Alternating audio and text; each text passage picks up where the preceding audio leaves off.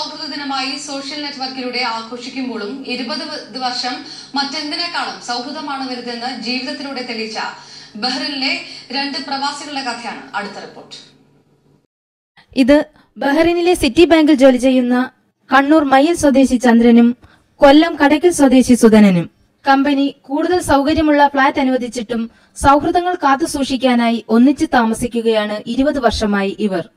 ഞങ്ങൾ ഒരേ സ്ഥാപനത്തിൽ ഗ്രൗണ്ട് ഫ്ലോറിലും 3ാമത്തെ ഫ്ലോറിലും ജോലി ചെയ്യുന്നവരാണെങ്കിൽ പോലും 1.5 വർഷത്തിന് ശേഷമാണ് ഞങ്ങൾ ആദ്യമായിട്ട് കണ്ടുമുട്ടുന്നത്.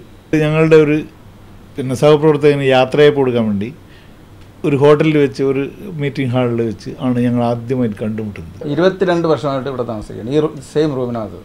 ഇവർ താമസിക്കുന്ന തറവാട് എന്ന ഫ്ളാറ്റിലെ സൗഹൃദ കൂട്ടായ്മയും ഭക്ഷണവും മറക്കാനാവാത്ത ഒന്നാണ് എന്ന് അനുഭവസ്ഥർ സാക്ഷ്യപ്പെടുത്തുന്നു. കഴിഞ്ഞ 15 വർഷമായിട്ട് ഇവരുമായിട്ട് എനിക്ക് പരിചയമുണ്ട്.